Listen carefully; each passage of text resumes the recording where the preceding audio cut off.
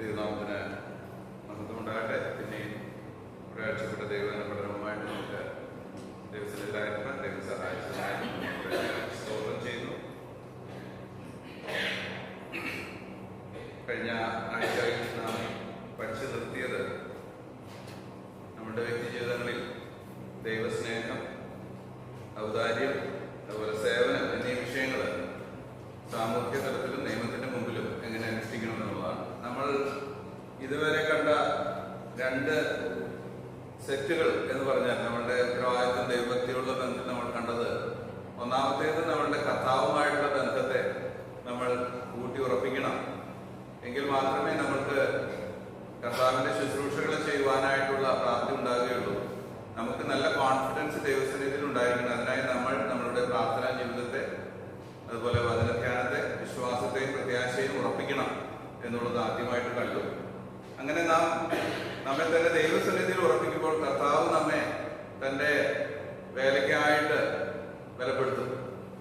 അതിനോടുള്ള ബന്ധത്തിൽ ദൈവസ്നേഹം എന്നുള്ള ഏറ്റവും പ്രാധാന്യം അറിയിക്കുന്ന വിഷയത്തെ കുറിച്ച് നാം കാണുകയുണ്ടായി. ദൈവസ്നേഹം ഇല്ലാതെ ഒരു ശുശ്രൂഷയും ദൈവം അർപ്പിക്കുന്ന നിലവാരത്തിൽ ഉയർത്തുവാൻ നമ്മളെ കൊണ്ട് കഴിയുകയില്ല. ദൈവത്തിന് അത് പ്രസാദകരമായി തീരുകയില്ല എന്നുള്ളത് നമ്മൾ കണ്ടു. അത് ഔദാര്യത്തോടു കൂടെ നാം ചെയ്യണം. ആ സേവന മനസ്ഥിതി നമ്മളിലേക്ക് കടന്നു വരണം എന്നുള്ളത് നമ്മൾ ചിന്തിക്കുകയുണ്ടായി. ഇനി നമ്മൾ കാണുവാൻ പോകുന്ന 3 ക്വാളിറ്റീസ് എന്ന് പറയുന്നത്, എങ്ങനെ നമ്മളുടെ ഭക്തിയെ നിലനിർത്തി കർത്താവിന്റെ ശുശ്രൂഷയിൽ മുന്നോട്ട് പോകാമെന്നുള്ളത്. How to sustain our ministry.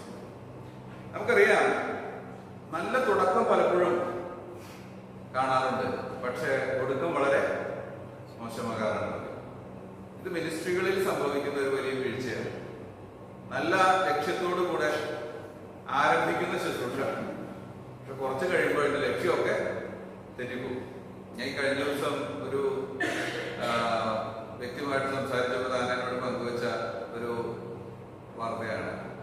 വളരെ മിഷണറിയുടെ മൈൻഡോട് കൂടെ മറ്റുള്ളവരെ സഹായിക്കണം എന്നുള്ള ആ ആഗ്രഹത്തോടു കൂടെ ഫിസിയോ തെറാപ്പി എന്നുള്ള വിഷയത്തോട് ബന്ധപ്പെട്ട് ഒരു സ്ഥാപനം തുടങ്ങാനിടയായി. അതിന്റെ മോട്ടീവ് എന്ന് പറയുന്നത് മറ്റുള്ളവർക്ക് ഉപകാരപ്രദമായ രീതിയിൽ, അഫോർഡബിൾ ആയിട്ടുള്ള രീതിയിൽ ഒരു ശുശ്രൂഷ നൽകുക എന്നുള്ളതായിരുന്നു. എന്നാൽ കുറച്ചു കാലം കഴിഞ്ഞപ്പോൾ അത് മാറി ഫൈനാൻഷ്യൽ ഗെയിനിലേക്ക് തന്നെ ചെന്നെത്തി എന്ന് ഇങ്ങനെ പറയുകയുണ്ട്. ആ ലക്ഷ്യബോധം നഷ്ടപ്പെട്ടു. എന്തിനു വേണ്ടി ആരംഭിച്ചുവോ ആ ലക്ഷ്യബോധം നഷ്ടപ്പെട്ടു. പല ക്രിസ്തീയ വിശ്വാസികളുടെയും ലക്ഷ്യബോധം നഷ്ടപ്പെട്ട് മിനിസ്ട്രി നഷ്ടമാകുന്നത് നമ്മൾ കാണാറുള്ളതാണ്. ചിലരൊക്കെ ധനത്തിന്റെ പുറകെ പോകും, മറ്റു ചിലർക്ക് മൂല്യച്യുതി സംഭവിക്കും, ധാർമ്മികമായ പദപതനം. അങ്ങനെ പല തലങ്ങളിൽ വിശ്വാസികൾ നല്ല വേല തുടങ്ങിയിട്ട് അത് പൂർത്തീകരിക്കാൻ കഴിയാതെ വരുന്ന അവസ്ഥ നമ്മൾ കാണാറുണ്ട്. നമുക്കറിയാവുന്ന കാര്യമാണ്. എന്താണ് ഇതിന്റെ കാരണം? ഒരു ദൈവഭക്തൻ സസ്റ്റൈനബിൾ ആയിട്ടുള്ള ഒരു മിനിസ്ട്രിയുടെ ഉടമയായിരിക്കും. അതെന്താണെന്ന് ചോദിച്ചാൽ, ദൈവം നമ്മിൽ നിന്ന് ആഗ്രഹിക്കുന്ന ചില മൂല്യങ്ങൾ നമ്മിൽ പ്രകടമായിരിക്കും. നമുക്കറിയാം, ദൈവവുമായി നമുക്ക് നല്ല ബന്ധമില്ലെങ്കിൽ ദൈവം ആ ശുശ്രൂഷ നമുക്ക് തരില്ല. ഒന്നാമത്. ഇനി ആ ശുശ്രൂഷ നാം ചെയ്യുന്ന ദൈവസ്നേഹത്തിൽ നിന്നല്ലെങ്കിൽ അത് നമുക്ക് ഫലപ്രദമായി ചെയ്യാൻ കഴിയില്ല. ഇനി ദൈവസ്നേഹം കൊണ്ട് ദൈവത്തോടുള്ള നമ്മുടെ ബന്ധം നല്ലതുമാണ്, പക്ഷേ ജീവിതത്തിലെ മൂല്യങ്ങൾ ശരിയല്ലെങ്കിൽ നമ്മൾ സസ്റ്റെയിൻ ചെയ്യാൻ പറ്റില്ല ഒരു മിനിസ്ട്രി. നമുക്കറിയാം, ശൗലിന്റെ ജീവിതത്തെ കുറിച്ച് ദാവീദിന്റെ ജീവിതത്തെ കുറിച്ച് എടുത്തൊരു പാരലൽസ് പഠിച്ചാൽ രണ്ടുപേരും ഏകദേശം ഒരുപോലെ അനുഗ്രഹിക്കപ്പെട്ടവരായിരുന്നു. ഇനീഷ്യലി ശൗലും ദാവീദും പാവപ്പെട്ട ബാക്ക്ഗ്രൗണ്ടിൽ നിന്ന് കടന്നു വന്നവരായിരുന്നു. രണ്ടുപേരെയും ദൈവം രാജസ്ഥാനത്തേക്ക് കൊണ്ടുവരികയായിരുന്നു. രണ്ടുപേർക്കും ദൈവം ഓപ്പർച്യൂണിറ്റി നൽകി. നല്ല രീതിയിൽ സ്റ്റാർട്ട് ചെയ്തവര്. നല്ല രീതിയിലായിരുന്നു ശൗൽ സ്റ്റാർട്ട് ചെയ്തത്. നല്ല രീതിയിൽ തന്നെയാണ് ദാവീദും സ്റ്റാർട്ട് ചെയ്തത്. രണ്ടുപേരുടെയും ജീവിതത്തിൽ കുറച്ച് കഴിഞ്ഞപ്പോൾ വീഴ്ച പറ്റി. ശൗലിന് സംഭവിച്ചത് ദൈവകൽപ്പന അതനുസരിക്കുന്നതിലുള്ള വൈക്ലഭ്യമായിരുന്നു. അതിനുള്ളതായ താല്പര്യക്കുറവായിരുന്നു.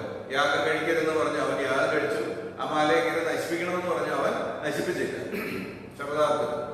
ദാവീദിന്റെ ജീവിതത്തിൽ സംഭവിച്ചത് വേറെ ചില തെറ്റുകളായിരുന്നു. അവൻ വ്യഭിചാരം ചെയ്തു, കൊലപാതകം ചെയ്തു. ഇഫ് യു വെയ്, രണ്ടിനെയും ഒന്ന് വെയ് ചെയ്ത് നോക്കിയാൽ ഗുരുതരമായ പാപം ചെയ്തത് ദാവീദായിരുന്നു, ശൗലല്ല. കാരണം ഇത് 2 കൗണ്ട് ഡെത്ത് വാറന്റ് കിട്ടുന്നതാണ്. ഏത്? ദാവീദിന് 2 ശൗലിന് അത്രയും കിട്ടിയില്ല. പക്ഷെ നമുക്കറിയാം ചരിത്രം, പിൽക്കാലത്ത് ദാവീദ് റിസ്റ്റോർ ചെയ്യപ്പെട്ടു, ശൗല് റിസ്റ്റോർ ചെയ്യപ്പെട്ടില്ല. മാനസാന്തരം ശരിക്കും നടന്നില്ല എന്നുള്ളതാണ് അതിന്റെ പിറകിലുള്ള സത്യം. പക്ഷെ എവിടെയാണ് പ്രശ്നം പറ്റിയത്? ശൗല് ദൈവത്തോടുള്ള തന്റെ മനസാക്ഷി നന്നായി സൂക്ഷിച്ചില്ല. അതിന്റെ പ്രത്യാഘാതം എന്താണെന്ന് ചോദിച്ചാൽ തന്റെ മിനിസ്ട്രി തനിക്ക് നന്നായി കംപ്ലീറ്റ് ചെയ്യാൻ കഴിഞ്ഞില്ല. കേവലം 2 വർഷമാണ് ശൗൽ ഒഫീഷ്യലി കിങ്ങായിരുന്നത്. പിന്നെ താൻ തട്ടി ഉരുട്ടി ദാവീദിനെ പിടിക്കാൻ നടന്ന് കുറച്ചു കാലം കൂടെ ജീവിച്ചു എന്നുള്ള സത്യമാണെങ്കിലും ദൈവത്തിന്റെ കലണ്ടറിൽ 2 വർഷം മാത്രമാണ് രാജാവായിരുന്നത്. എന്നാൽ ദാവീദ് തന്റെ ആയുസ് മുഴുവൻ തീർത്ത് ശലോമോന് തന്റെ എല്ലാ മിനിസ്ട്രിയും ഹാൻഡ് ഓവർ ചെയ്ത് അനുഗ്രഹിക്കപ്പെട്ട ഒരു ഡിപ്പാർച്ചർ ഉള്ളവനായിരുന്നു. എവിടെയാണ് ഫെയിലിയർ സംഭവിച്ചത്? ഈ വിഷയമാണ് നമ്മൾ ശരിക്കും മനസ്സിലാക്കിയിരിക്കേണ്ട ഒരു കാര്യം. You can start any ministry, any service depending upon God. ദൈവത്തിൽ ആശ്രയിച്ച് നമുക്ക് എന്ത് മിനിസ്ട്രി വേണമെങ്കിലും തുടങ്ങാം. പക്ഷേ അത് സസ്റ്റെയിൻ ചെയ്യണമെങ്കിൽ ദൈവം നോക്കുന്ന ചില ക്വാളിറ്റീസ് ഉണ്ട്. അത് നമ്മളിൽ ഇല്ല എങ്കിൽ ആ മിനിസ്ട്രികൾ അധികകാലം മുന്നോട്ട് പോകുവാൻ അല്ലെങ്കിൽ സക്സസ്ഫുൾ ആയിട്ട് മുന്നോട്ട് പോകുവാൻ സാധിക്കില്ല. ഇവിടെയാണ് ധാർമ്മികമായിരിക്കുന്ന മൂല്യങ്ങൾ ഉണ്ടായിരിക്കുന്നത്. ധാർമ്മികം 3 കാര്യങ്ങളാണ് നമ്മൾ ഇതിനോടുള്ള ബന്ധത്തിൽ പഠിക്കാനായിട്ട് പോകുന്നത്. ഒന്ന്, ജീവിതത്തിൽ ദൈവം ആഗ്രഹിക്കുന്ന ഒരു ദൈവഭക്തനിൽ നിന്ന് ദൈവം ആഗ്രഹിക്കുന്ന ഒന്നാമത്തെ കാര്യം വിശുദ്ധി എന്ന വിഷയമാണ്, ഹോളിനെസ്. രണ്ടാമത്തെ വിഷയം റൈച്ചസ്നെസ്, നീതി എന്ന വിഷയമാണ്. മൂന്നാമത് വിശ്വസ്തത, ഫെയ്ത്ത്ഫുൾനെസ്. ഈ 3 തൂണുകൾ നമ്മളുടെ വ്യക്തി ജീവിതങ്ങളിൽ നമ്മൾ മുറുകെ പിടിക്കുന്നില്ല എങ്കിൽ ഏത് മിനിസ്ട്രിയും കുറച്ചു കാലം കഴിയുമ്പോൾ ഫലമില്ലാതായിരിക്കും. എന്നുവെച്ചാൽ ദൈവത്തിന്റെ അനുഗ്രഹം അതിന്റെ മേലെ പിന്നെ ഉണ്ടായിരിക്കില്ല. Ministry may continue. നിങ്ങൾക്കറിയാം, വിദേശങ്ങളിൽ കൂടുതലും, ഇവിടെ അത്രയധികം നമ്മൾ പറഞ്ഞു കേൾക്കാറില്ല, എന്നാൽ ഇവിടെ ഉണ്ടായിട്ടുണ്ട്. നല്ല രീതിയിൽ തുടങ്ങി വെച്ച മിനിസ്ട്രികൾ ധനത്തിന്റെ പിറകിൽ പോയി അവസാനം മിനിസ്ട്രി കണ്ടിന്യൂ ചെയ്യും, പക്ഷെ ആ ഗ്ലോറി നഷ്ടപ്പെട്ട് പോകും. മറ്റു ചിലർ സുഖങ്ങളുടെ പിറകിൽ നടന്നു അതിന്റെ ഇരകളായി തീർന്ന് മിനിസ്ട്രിയെ നശിപ്പിക്കും. ഫലമില്ലാത്ത മിനിസ്ട്രി ചെയ്യുന്നവരായി തീരും. കാരണം വിശുദ്ധി, നീതി, വിശ്വസ്തത എന്നീ കാര്യങ്ങളെ മുറുകെ പിടിക്കുന്നു. ഈ 3 കാര്യങ്ങൾ മുറുകെ പിടിക്കാത്തിടത്തോളം ഒരു ദൈവഭക്തനായിട്ട് ജീവിക്കാൻ നമ്മളെ കൊണ്ട് കഴിയുക. ഞാനൊരു സത്യം പറയാം, ഇന്ന് വിശ്വാസ ഗോളത്തിൽ ഈ 3 തൂണുകളിൽ മുറുകെ പിടിക്കുന്നവർ കുറഞ്ഞ് വന്നുകൊണ്ടിരിക്കുകയാണ്. ഞാൻ അനേക കാര്യങ്ങൾ ഇതിനോടുള്ള ബന്ധത്തിൽ നിങ്ങളുമായി പങ്കുവയ്ക്കും. ഒരു വിഷമവും തോന്നരുത്, കാരണം അത് നമ്മുടെ എഡിഫിക്കേഷന് വേണ്ടി മാത്രമാണ് പറയുന്നത്. ഇത് പറയുമ്പോൾ ഞാൻ പെർഫെക്റ്റ് ആണെന്ന് ഞാൻ ക്ലെയിം ചെയ്യുന്നില്ല. എന്നാൽ ആ ലക്ഷ്യത്തിലേക്കുള്ള ഓട്ടത്തിലാണ് ഞാൻ ആയിരിക്കുന്നത്. അതുപോലെ തന്നെയാണ് നമ്മൾ ഓരോരുത്തരും എന്നാണ് ഞാൻ വിചാരിക്കുന്നത്. കാരണം നമ്മൾ എല്ലാവരും പരിശുദ്ധാത്മാവിനാൽ ഉപദേശിക്കപ്പെട്ടവർ ആണ്. അനുദിനം നമ്മൾ അങ്ങനെ ജീവിക്കുന്നവരാണ്. നമുക്ക് പരിശുദ്ധാത്മാവുള്ളവരാണ്, പരിശുദ്ധാത്മാവിനാൽ ഗൈഡ് ചെയ്യപ്പെടുന്നവരാണ്. പക്ഷേ പരിശുദ്ധാത്മാവിന്റെ സ്വരത്തെ നാം അവോയ്ഡ് ചെയ്യുമ്പോൾ അല്ലെങ്കിൽ അതിനെ ഗണ്യമാക്കാതെ തള്ളിക്കളയുമ്പോൾ ഒരു കാര്യം മനസ്സിലാക്കണം, നമ്മളുടെ സക്സസ് അധികകാലം നീണ്ട് നിൽക്കുകയില്ല.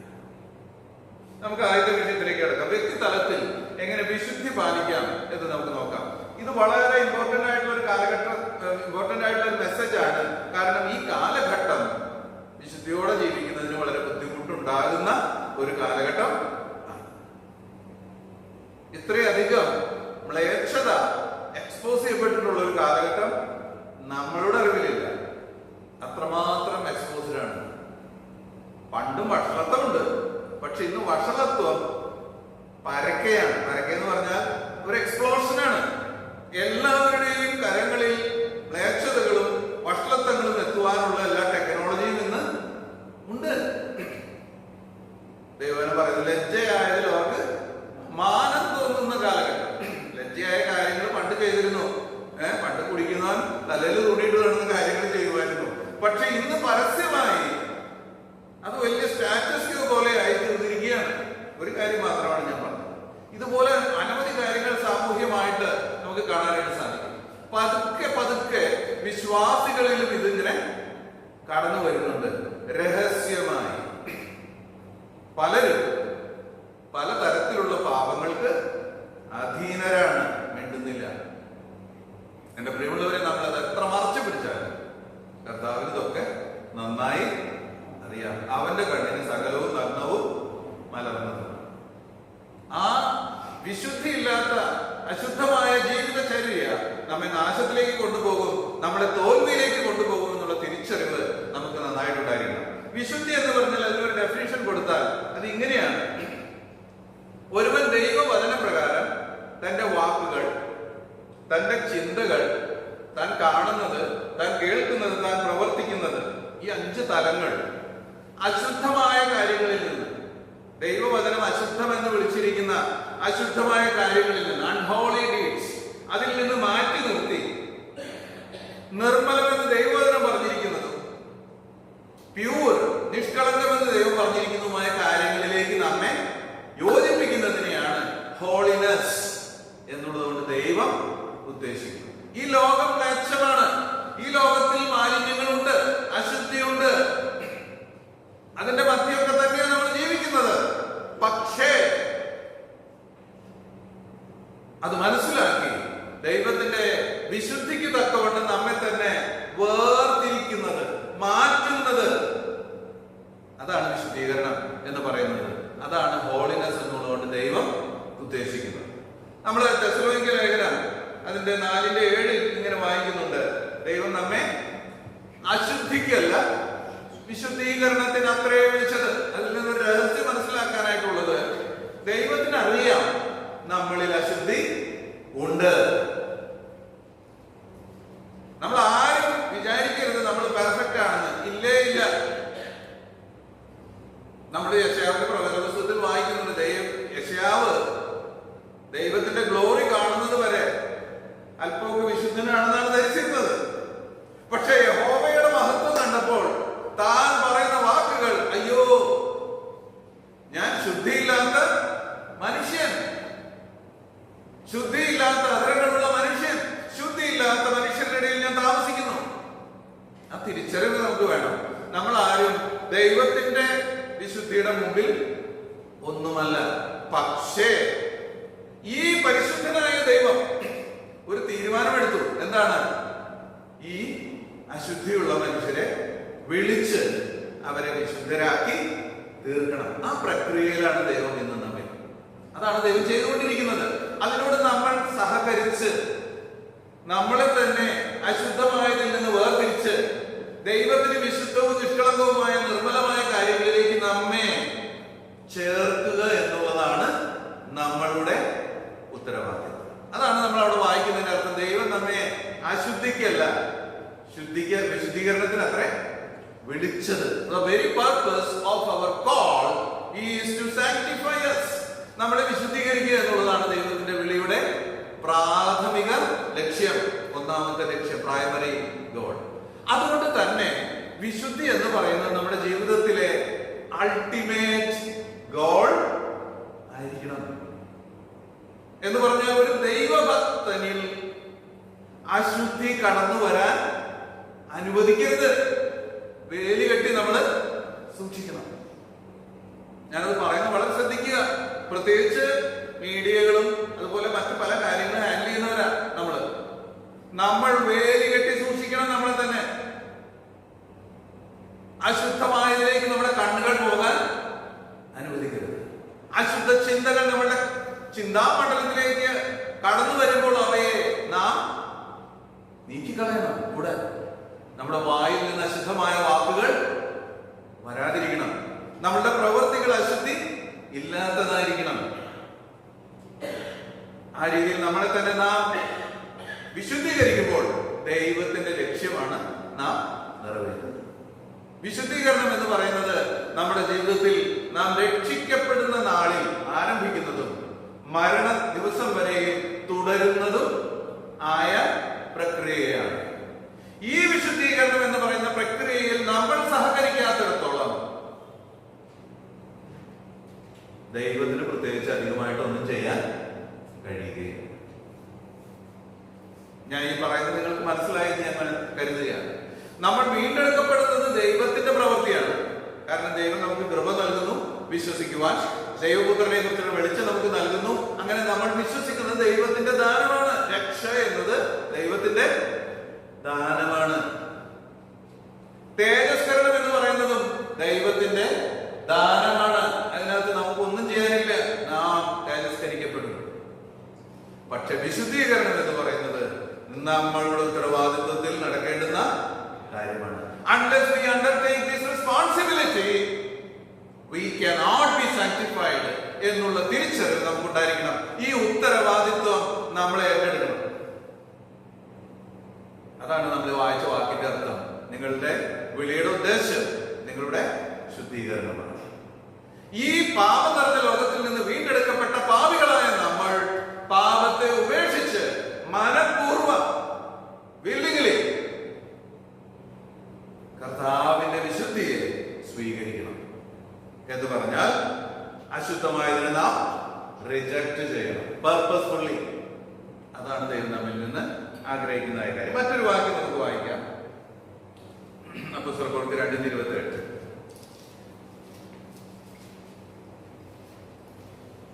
നീ എന്റെ പ്രാണനെ പാതാളത്തിൽ വിടുകയില്ല, നിന്റെ പരിശുദ്ധനെ ദ്രവത്വം കാണുവാൻ സമ്മതിക്കുകയുമില്ല. മതി.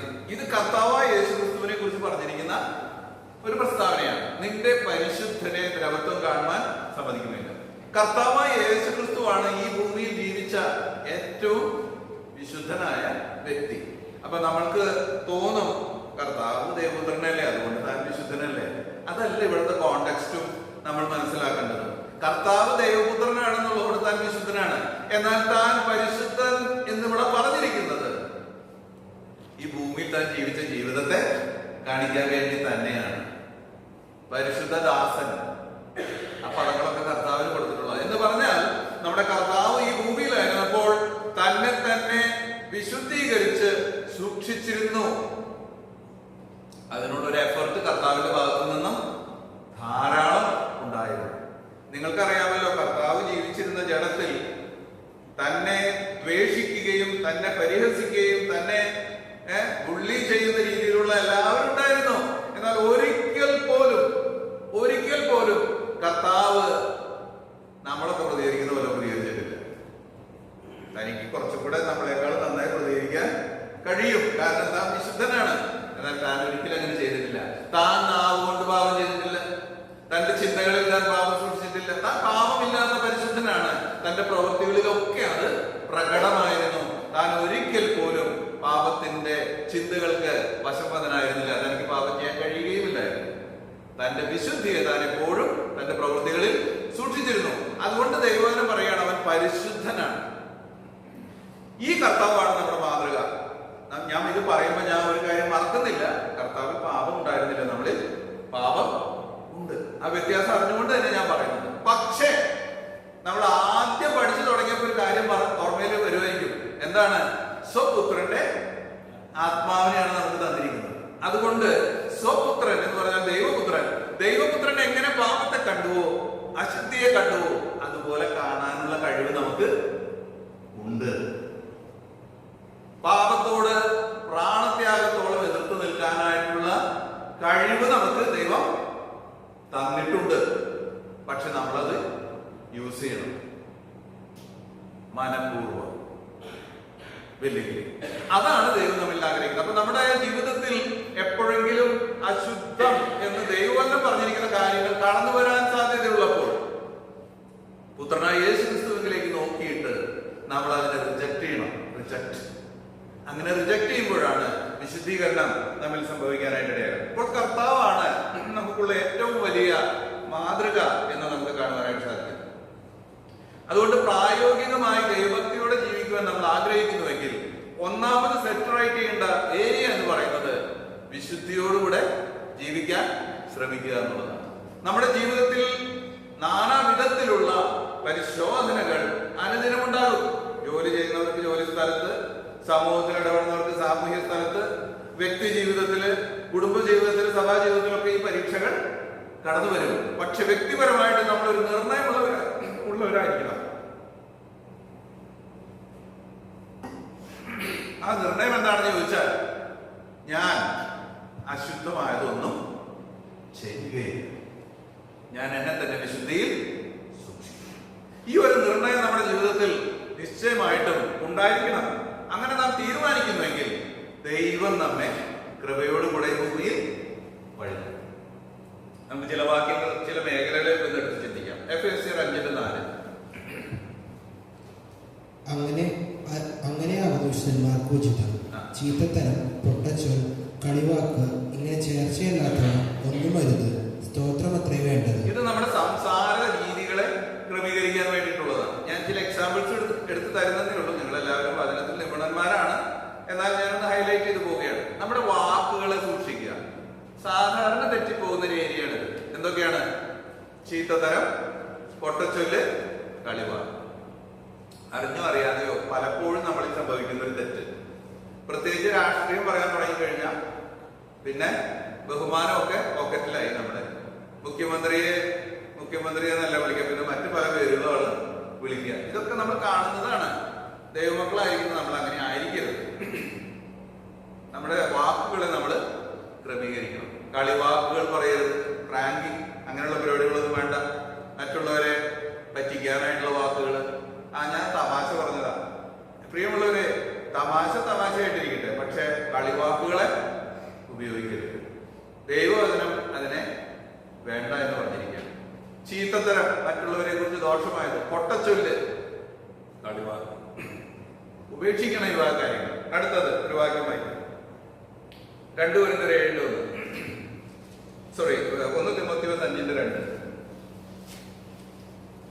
മൂത്ത സ്ത്രീകളെ അമ്മമാരെ പോലെയും ഇളയ സ്ത്രീകളെ പൂർണ്ണ നിർമ്മലതയോടെയും സഹോദരികളെ പോലെയും പ്രബോധിപ്പിക്കാം. ഇത് ശ്രദ്ധിക്കുക. മൂത്ത സ്ത്രീകളെ അമ്മമാരെ പോലെയും ഇളയ സ്ത്രീകളെ സഹോദരിമാരെ പോലെയും. ഇതാണ് ക്രിസ്ത്യൻ ആറ്റിറ്റ്യൂഡ്. ഒരു ക്രിസ്ത്യാനി ഇതിൽ നിന്ന് വ്യത്യസ്തമായ ഒരു ആറ്റിറ്റ്യൂഡും എടുക്കാൻ പാടില്ല. ദൈവവചനമാണിത്. ഞാൻ പറയാം, ലോകം നടക്കുന്ന രീതിയിൽ നമ്മൾ നടക്കേണ്ടവരല്ല.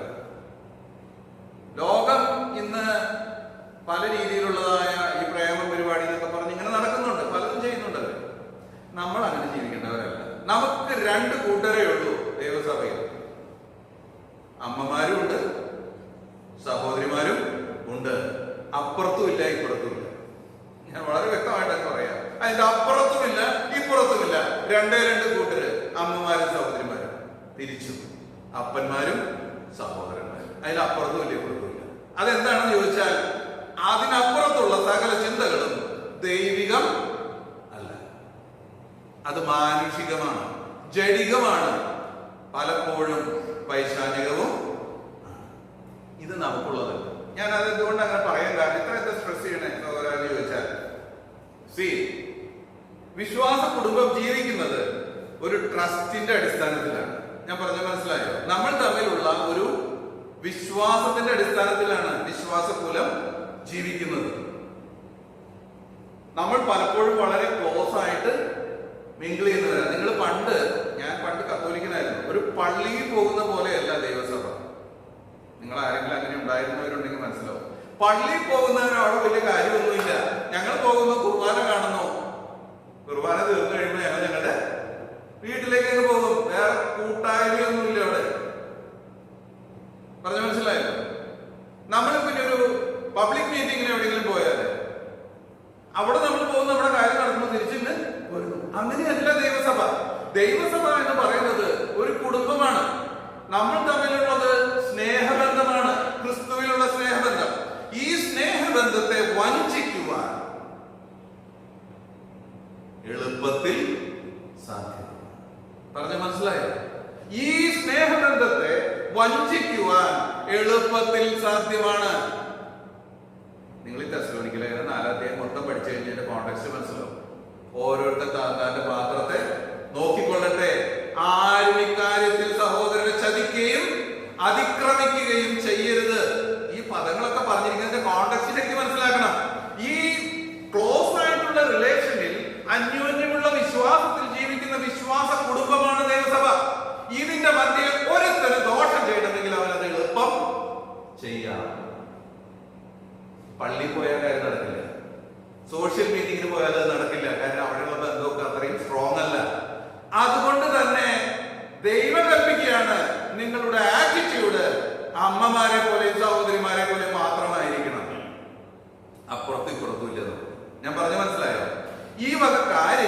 ദൈവസഭയിൽ വളരെ കർക്കശമായിട്ട് ഉപദേശിക്കണം.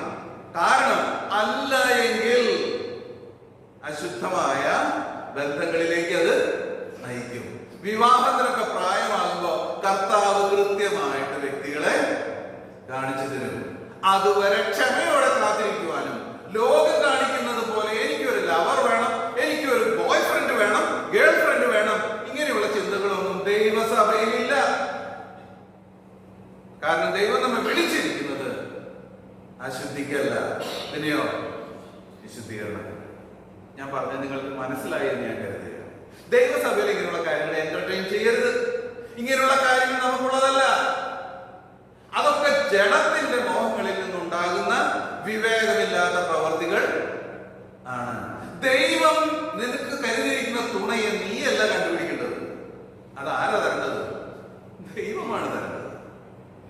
നീ വിശ്വാസത്താലാണ് ജീവിക്കുന്നതെങ്കിൽ കാഴ്ചയാലെ നടക്കരുത്.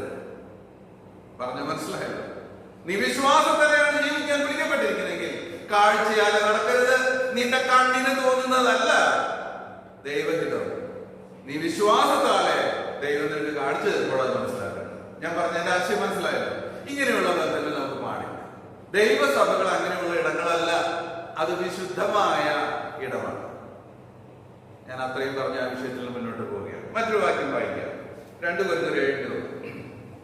പ്രിയമുള്ളവരെ, ഈ വാഗ്ദത്തങ്ങൾ നമുക്കുള്ളത് കൊണ്ട് നാം ജഡത്തിലെയും ആത്മാവിലെയും സകല കന്മഷവും നീക്കി നമ്മെ തന്നെ വെടിപ്പാക്കി ദൈവഭയത്തിൽ വിശുദ്ധിയെ തികച്ചുകൊള്ളുക.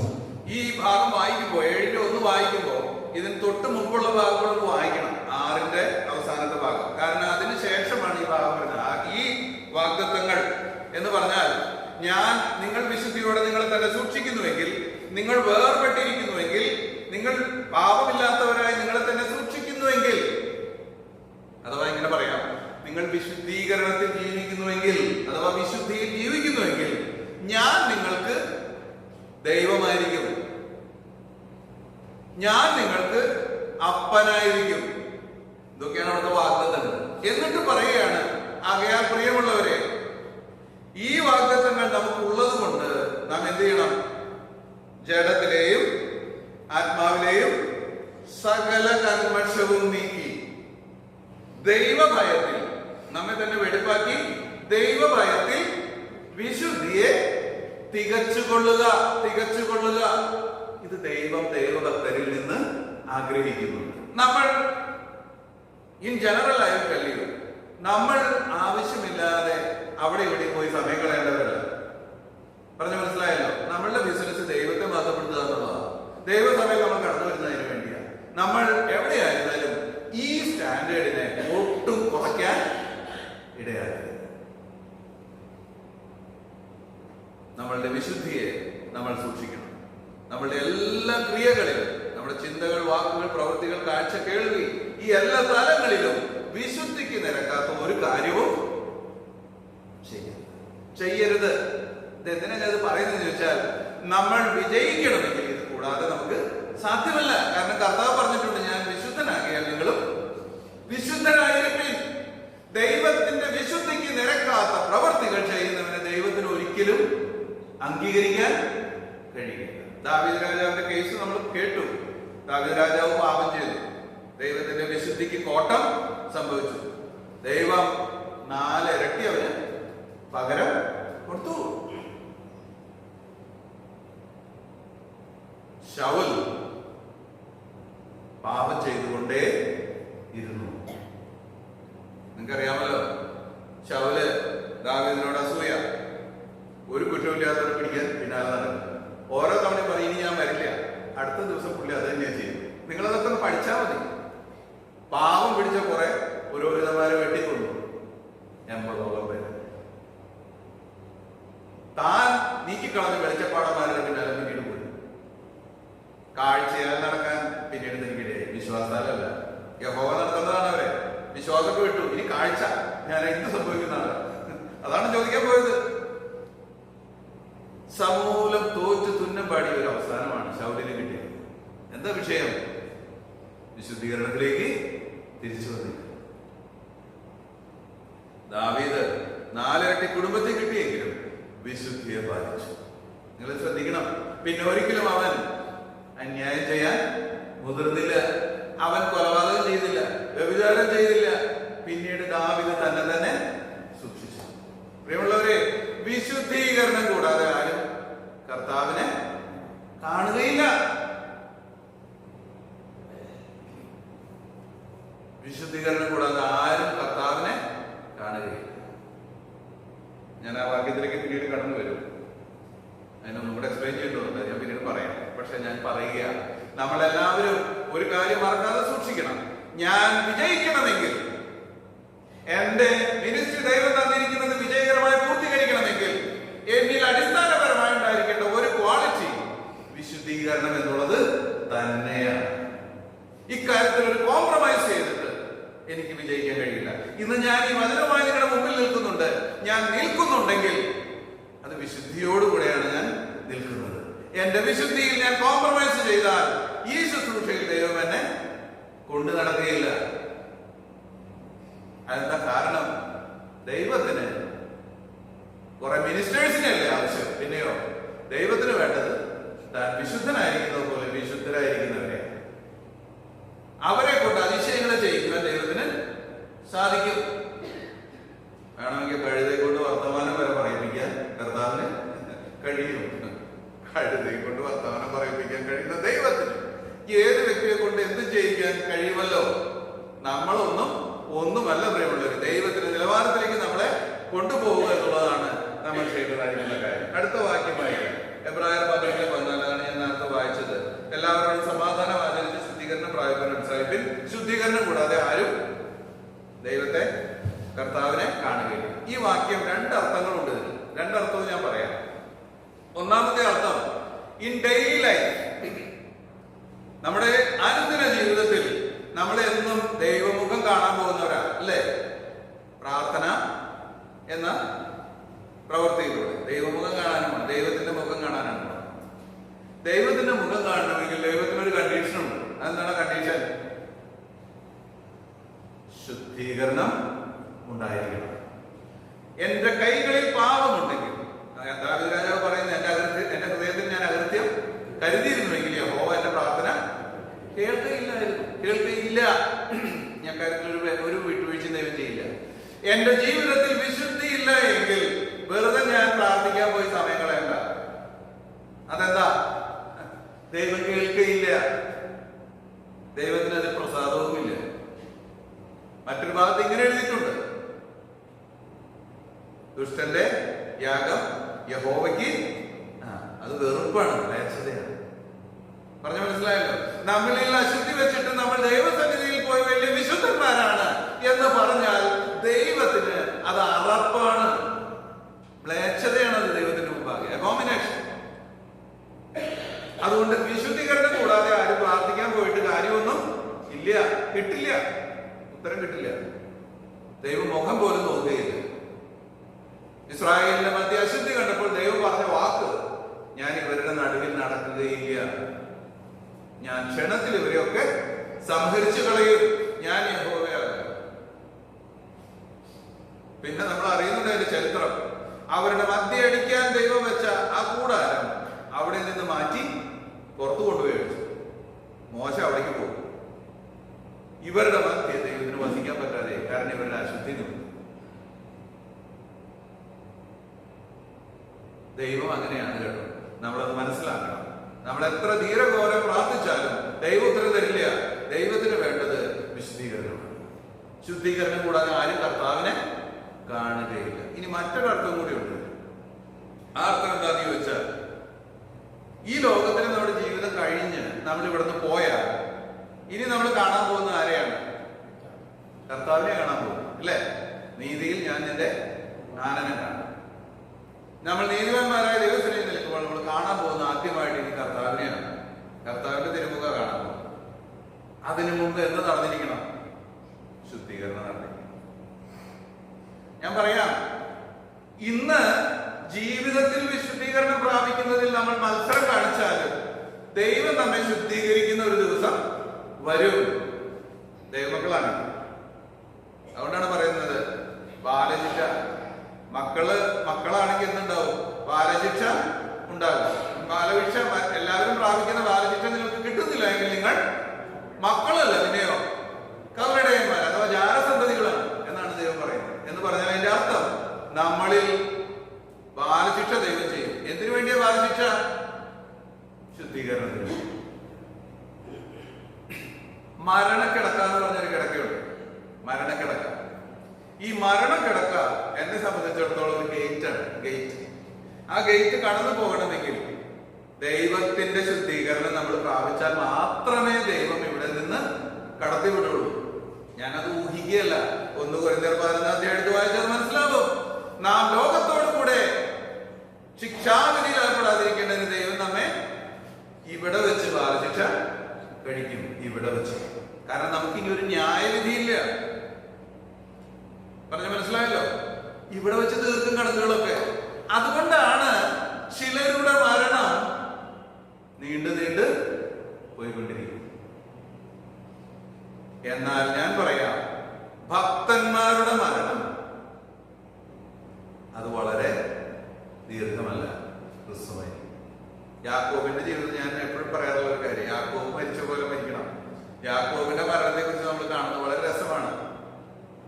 താൻ എല്ലാ പരിപാടിയും തീർത്ത് അനുഗ്രഹം കൊടുത്ത് അങ്ങ് കിടന്നതാ, പോവുകയാണ്. ഭക്തന്മാരുടെ മരണം അങ്ങനെയാണ്. അതെന്താ? അവർ ഇതിനോടകം ദൈവം ഉദ്ദേശിക്കുന്ന അളവിലേക്ക് അവരുടെ വിശുദ്ധിയെ ഉയർത്തിയിട്ടുണ്ട്. ദൈവം വിശുദ്ധനാണ്. ആ വിശുദ്ധിയിലേക്ക് നാം ഉയർന്നു കഴിയുമ്പോൾ ദൈവം നമ്മെ തന്റെ സന്നിധിയിലേക്ക് കൊണ്ടുപോകും. ഹാനോക്ക് ദൈവത്തോട് കൂടെ നടന്നു. ദൈവം അവനെ എടുത്തുകൊണ്ടതിനാൽ അവൻ കാണാതെയായി. ഇത് നമ്മൾ ഓർത്തിരിക്കണം പ്രിയമുള്ളവരെ. ഞാൻ പറയാം, വിശുദ്ധീകരണം നമ്മുടെ ജീവിതത്തിൽ വളരെ പ്രാധാന്യം അർഹിക്കുന്ന വിഷയമാണ്. വിശുദ്ധീകരണം നമ്മൾ പാലിക്കുന്നില്ല എങ്കിൽ ദൈവം നമ്മെ വിശുദ്ധീകരിച്ചിട്ട് തന്നെ കൊണ്ടുപോവുകയുള്ളൂ. പക്ഷേ അതൊരു നഷ്ടക്കച്ചവടമാണ് എന്നെ സംബന്ധിച്ചിടത്തോളം. അതെന്താ? പിന്നെ എനിക്ക് പ്രവർത്തിക്കാൻ നേരം ഇല്ല. മനസ്സിലായല്ലോ? ഞാൻ വിശുദ്ധിയോടെ ജീവിച്ചിരുന്നെങ്കിൽ എന്റെ കർത്താവിന് വേണ്ടി എനിക്ക് പലതും ഫലപ്രദമായി ചെയ്യാൻ കഴിയുമായിരുന്നു.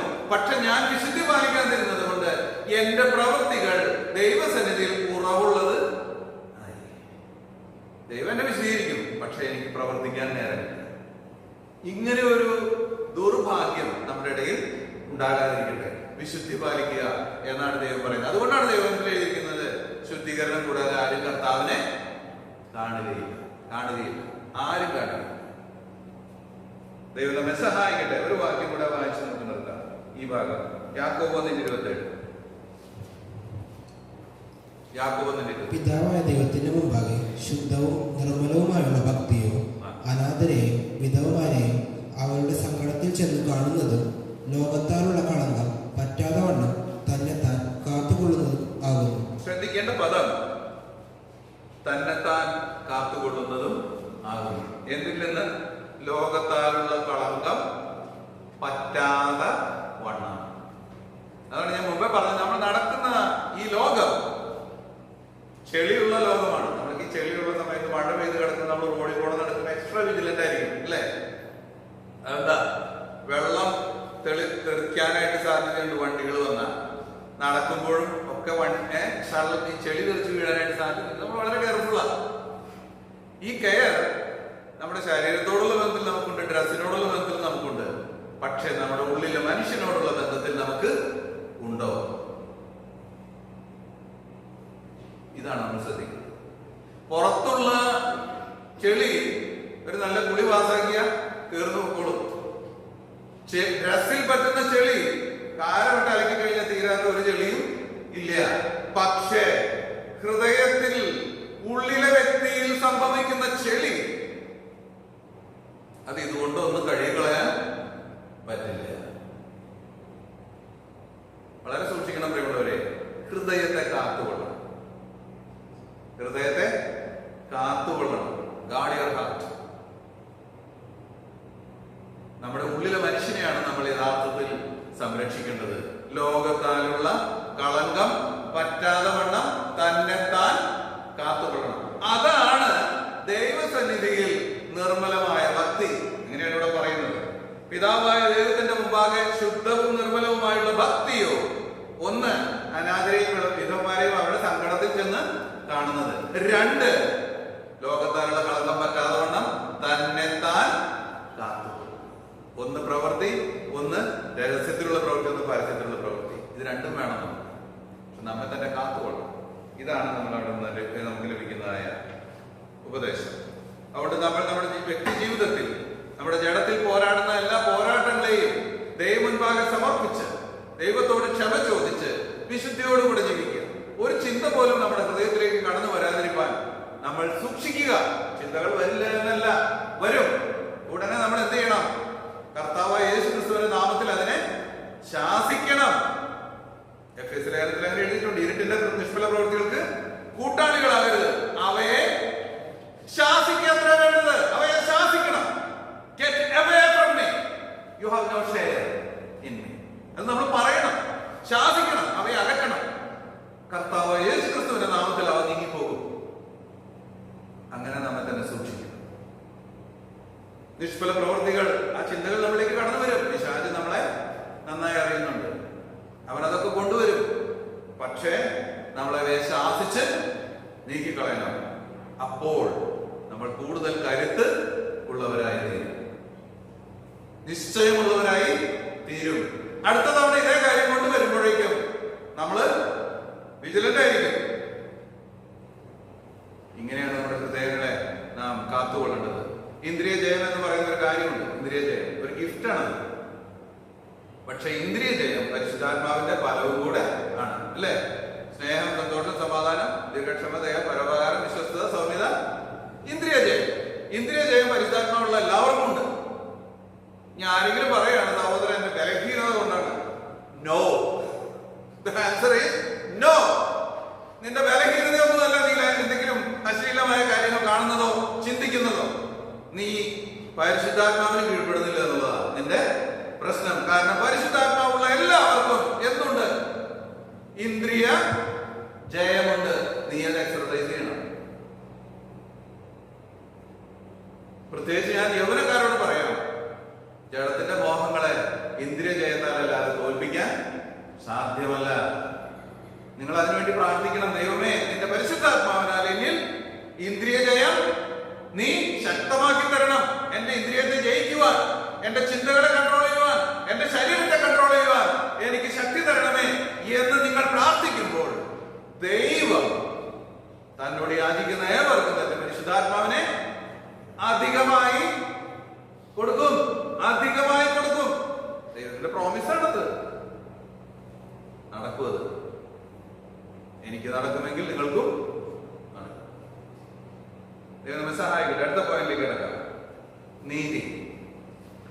രണ്ടാമത് ദൈവം നമ്മിൽ നിന്ന് ആഗ്രഹിക്കുന്ന ക്വാളിറ്റി എന്ന് പറയുന്നത് നീതിമാന്മാരായിരിക്കണം എന്നുള്ളതാണ്.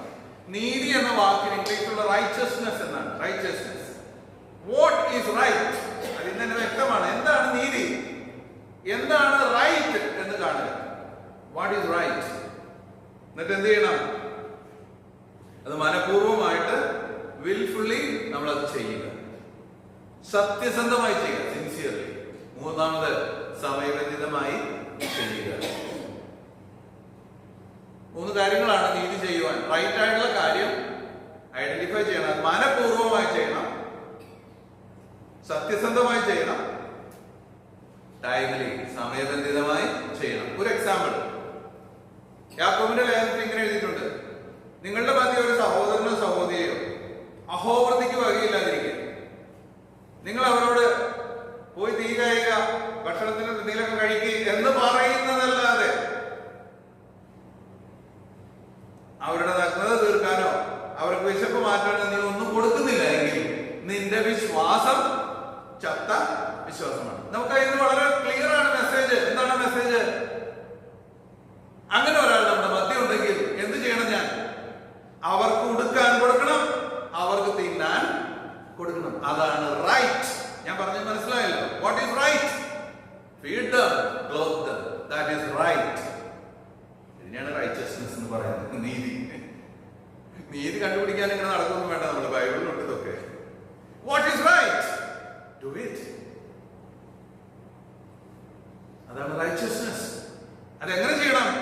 മറ്റാരെങ്കിലും പറഞ്ഞിട്ടല്ല ചെയ്യേണ്ടത്, നീ മനഃപൂർവ്വം ചെയ്യണം. 2, സിൻസിയർ. ഓ ഗതികേട് എന്ന് ചിന്തിക്കരുത്, സിൻസിയർലി ചെയ്യണം. 3, 2 മാസം കഴിഞ്ഞിട്ട് അല്ല, ഇപ്പോൾ. അതെന്താ, വിശപ്പ് 2 മാസം കഴിഞ്ഞിട്ട് തീർക്കാവുന്ന ഒരു സംഗതി അല്ല. ഇപ്പൊ തീർക്കണം, ഇപ്പോൾ ചെയ്യണം. ഇപ്പോൾ ചെയ്യേണ്ട കാര്യം ഇപ്പോൾ ചെയ്യണം. 2 മാസം കഴിഞ്ഞ് ചെയ്യേണ്ട കാര്യം 2 മാസം കഴിഞ്ഞ് ചെയ്താൽ മതി. ഒരു വീടിന്റെ ആവശ്യമാണെങ്കിൽ നമുക്കൊരല്പം കൂടെ കുഷൻ ടൈമിനോട് ബന്ധത്തിലുണ്ട്. എന്നാൽ വിശ്വസിച്ചിരിക്കുന്ന ഒരുത്തന് ഇപ്പൊ ചെയ്യണം. രോഗിയായിരിക്കുന്ന ഒരുത്തനുണ്ടെങ്കിൽ ഇപ്പോൾ ചെയ്യണം. അതാണ് റൈച്ചസ്നെസ്. 1 കൊരിന്ത്യർ 4:2 വായിച്ചിട്ട് നമുക്ക് നിർത്താം. 1 കൊരിന്ത്യർ 4:2. സോറി എഫേസ്യർ 4:2.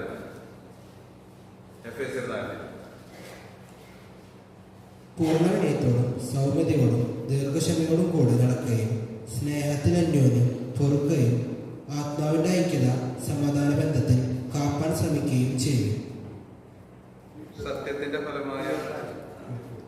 സത്യത്തിന്റെ ഫലമായ നീതിയിലും വിശുദ്ധിയിലും ദൈവാനുരൂപമായി സൃഷ്ടിക്കപ്പെട്ട പുതുമനുഷ്യനെ ധരിച്ചുകൊള്ളും. ഇവിടെ നമ്മളോട് ഒരു കൽപ്പന തരികയാണ് ദൈവം. എന്താണ്? ഒരു പുതിയ ഡ്രസ് ഇടാൻ പറയാണ്, ധരിച്ചുകൊള്ളുക. ആരാണ് ധരിക്കേണ്ടത്? ഒരു പുതിയ മനുഷ്യനെ. ആ പുതിയ മനുഷ്യൻ ആരുടെ രൂപത്തിലുള്ളതാ? ദൈവാനുരൂപം, ദൈവത്തിന്റെ രൂപത്തിലുള്ളത്. എന്താണ് അവന്റെ ക്യാരക്ടർ?